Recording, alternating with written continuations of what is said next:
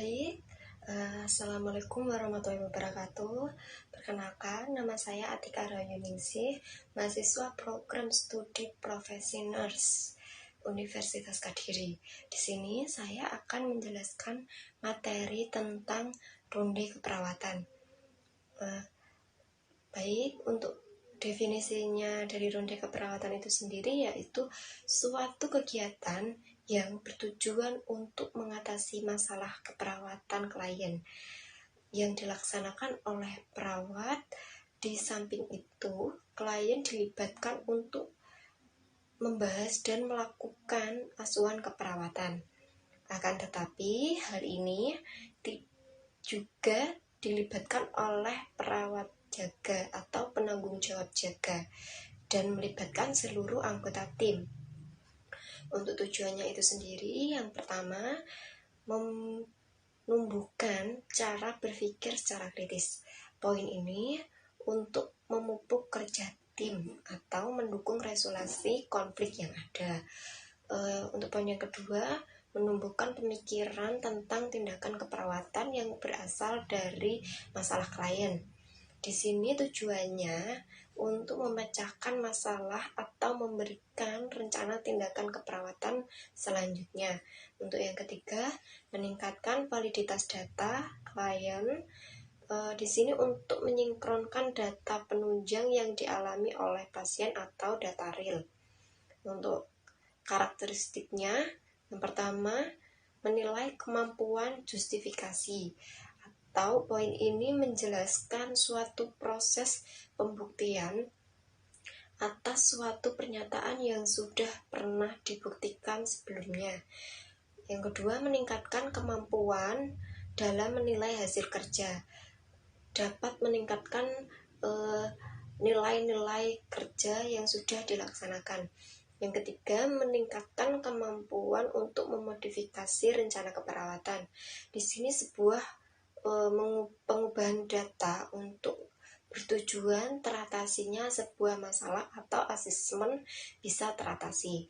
Untuk peran-perannya tersendiri yaitu yang pertama, untuk meningkatkan kemampuan dalam mengatasi masalah. Yang kedua, konselor membantu mengembangkan kemampuan perawat primer. Yang ketiga, konselor memfasilitasi ke fasilitas. Yang keempat, perawat primer dan konselor melakukan diskusi bersama. Dan selanjutnya, klien merupakan fokus kegiatan. Yang selanjutnya, klien melibatkan secara langsung. Untuk peran perawat primer, ketua tim, dan konselor, yang pertama memberikan justifikasi dan mengidentifikasi atau mengintegrasikan teori dan konsep. Yang kedua, mengoreksi intervensi keperawatan. Yang ketiga, mengarahkan dan mengoreksi kembali hasil kerja tadi. Untuk prosedurnya, yang pertama, adanya persiapan. Yang pertama, menentukan jadwal ronde keperawatan. Yang kedua, mengkoordinasi dengan petugas kesehatan lainnya seperti dokter, perawat, farmasi yang bersangkutan dengan pasien. Yang kedua, memilih pasien yang akan dilakukan ronde keperawatan. Yang keempat, membuat kontrak atau informed consent. Untuk pelaksanaannya itu sendiri, yang pertama membuka kegiatan ronde dengan mengucap salam. Yang kedua, menjelaskan tentang kegiatan, waktu, dan tujuan, dalam kutip tidak di depan pasien. Yang ketiga, menjelaskan tentang hasil yang diharapkan. Di sini menjelaskan hasil dari ronde keperawatan tersebut. Yang keempat, menjelaskan tentang pasien oleh perawat primer yang difokuskan pada masalah keperawatan dan rencana tindakan yang akan dilaksanakan. Yang selanjutnya, menentukan jadwal ronde keperawatan dan mengkoordinasikan dengan petugas kesehatan lainnya.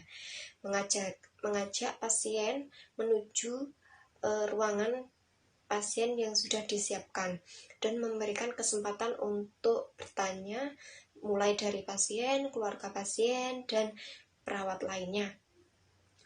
Selanjutnya, menyimpulkan kegiatan ronde keperawatan, membuat rencana tindak lanjut. Setelah itu, menutup kegiatan ronde keperawatan. Untuk evaluasinya, yang pertama, menyiapkan data. Poin ini ditujukan untuk menyiapkan data kondisi pasien yang akan dilakukan ronde keperawatan. Yang kedua, menyiapkan tempat yang cukup sesuai dengan jumlah pasien yang akan dilaksanakan ronde keperawatan. Yang ketiga, menyiapkan alat-alat yang diperlukan disiapkan. Yang keempat, mengatur lingkungan fisik yang dapat dilihat dan dapat didengar oleh pasien ronde keperawatan tersebut. Cukup sekian dari pemaparan materi ronde keperawatan dari saya, dan terima kasih.